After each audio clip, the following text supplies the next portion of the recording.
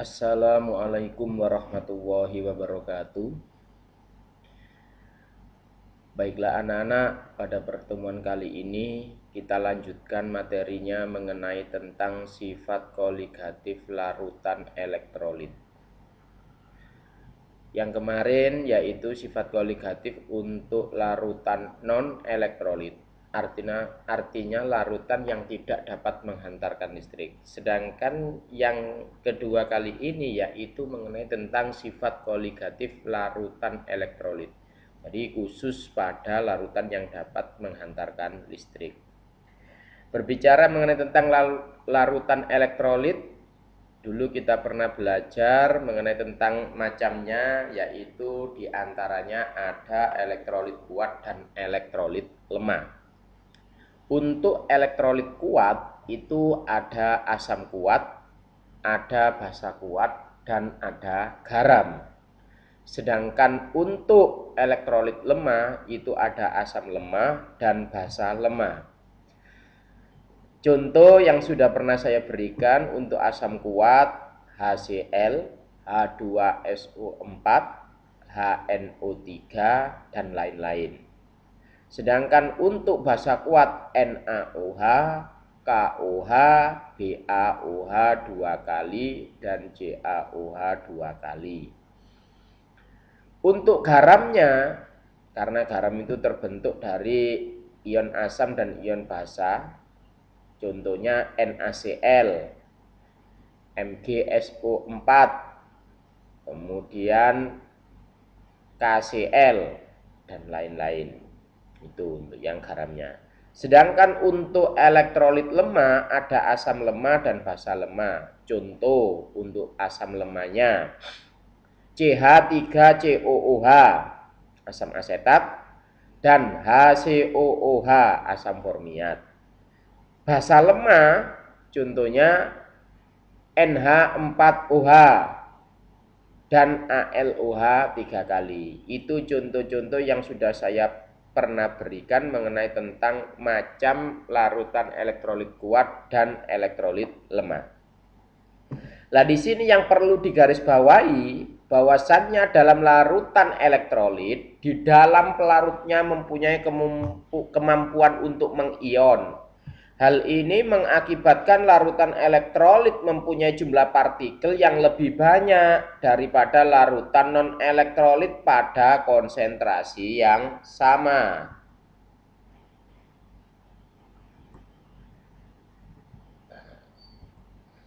Nah, sebagai contoh, larutan 0,5 molal glukosa dibandingkan dengan larutan 0,5 molal garam dapur.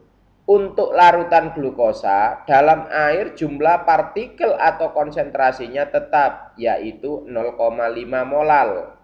Sedangkan untuk larutan garam dapur atau NaCl yang kategorinya adalah elektrolit kuat, maka NaCl ini kalau di dalam air dia akan terionisasi menjadi Na+ ditambah Cl-. Karena terurai menjadi 2 ion, maka konsentrasi partikelnya menjadi 2 kali semula, yaitu 1,0 mol. Nah, sekarang yang menjadi ukuran langsung dari keadaan atau kemampuannya untuk mengion itu adalah derajat ionisasi. Yang mana besarnya derajat ionisasi dinyatakan sebagai alfa sama dengan jumlah mol zat yang terionisasi dibagi jumlah mol zat mula-mula.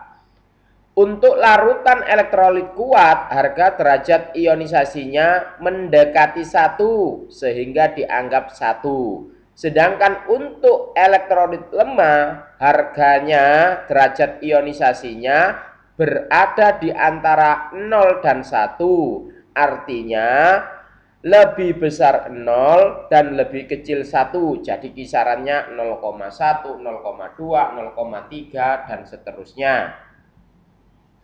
Atas dasar kemampuan ini, maka larutan elektrolit mempunyai pengembangan di dalam perumusan sifat koligatifnya.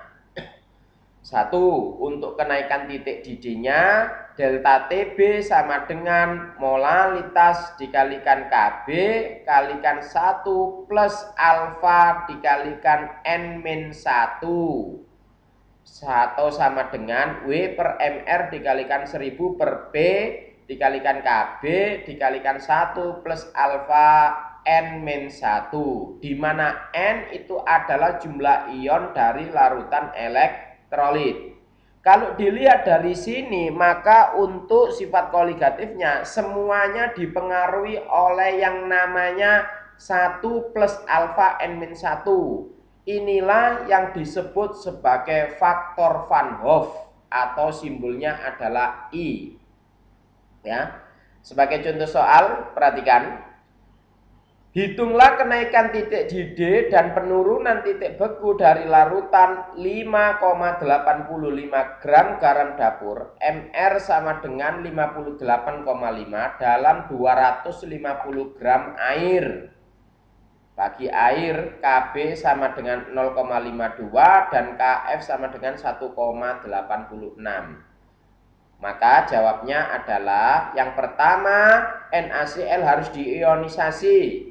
NaCl menjadi Na plus ditambah Cl-, di mana hasil ionisasinya untuk N-nya Na itu 1 sedangkan Cl itu 1, sehingga muatannya kalau ditambahkan maka N-nya sama dengan 2. Sehingga kalau kemudian dimasukkan ke dalam sifat koligatif larutan elektrolit, maka delta TB-nya 5,85 per 58,5 dikalikan 1000 per 250 dikalikan 0,52, faktor Van Hoff-nya adalah 1 plus 1 dikalikan 2 min 1.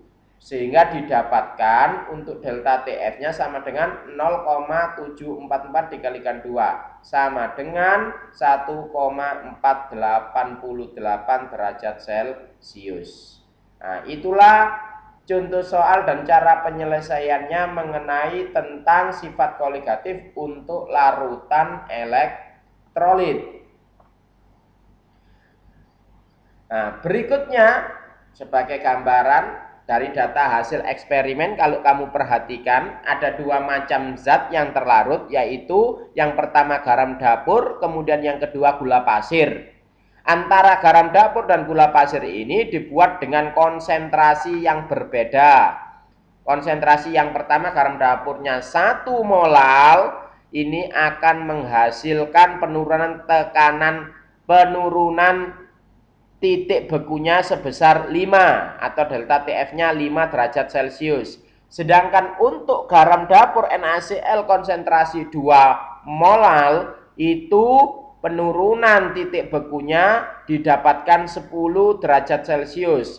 Untuk gula pasirnya dengan konsentrasi 1 molal maka didapatkan penurunan titik bekunya 3. Dan gula pasir C12H22O11 itu 5. Jadi dari data yang ditampilkan ini, maka untuk larutan elektrolit ini cenderung mengalami kenaikan. Entah itu delta TB-nya, delta TB-nya dan delta TF-nya. Kenapa? Karena mereka semuanya itu dipengaruhi oleh faktor Van Hoff atau derajat ionisasi. Nah, yang perlu kalian perhatikan sebagai contoh gambar, ya, jadi itu ada larutan, kemudian digambarkan di dalam larutannya itu tampilan mikroskopis dari gerakan molekul uap air pada permukaan air murni, seperti itu. Dan gambar ini mengilustrasikan bagaimana tekanan uap air dipengaruhi oleh penambahan zat terlarut yang sukar menguap atau disebut sebagai non-volatile solute. Nah, ini gambar partikelnya untuk air murni seperti itu. Kemudian NaCl 1,0 molar menghasilkan ion Na+, yaitu warna biru, dan ion Cl- warna hijau yang terlalu di dalam air. Nah, itulah contoh dari pengaruh tekanan terhadap sifat koligatif antara larutan non-elektrolit dan elektrolit. Nah, contoh berikutnya adalah mengenai tentang titik beku atau yang disebut dengan freeze point. Nah, ini bisa dimanfaatkan oleh negara-negara yang iklimnya musimnya lebih dari 2. Ya, jadi yang mengalami musim salju, maka di negara musim salju ini nanti akan apa? Diberikan NaCl untuk ditaburkan di jalan-jalan guna mencairkan salju. Ya, nah, seperti contoh kalau yang dilakukan di lingkungan kita, masyarakat kita, contoh adalah pembuatan es puter, ya, es krim tapi yang manual dengan cara diputer. Itu biasanya di sekelilingnya itu kemudian es yang digunakan ditaburi NaCl dengan tujuan untuk mempertahankan agar es krim tidak cepat mencair. Ya, itulah penjelasan dari saya mengenai tentang sifat koligatif untuk larutan elektrolit. Silakan dibaca-baca sendiri, kemudian dicatat. Yang penting utamanya adalah rumusnya, perbedaannya adalah mengenai pengaruh faktor Van Hoff-nya. Sekian dari saya, kurang lebihnya saya mohon maaf. Akhirul kalam, wassalamualaikum warahmatullahi wabarakatuh.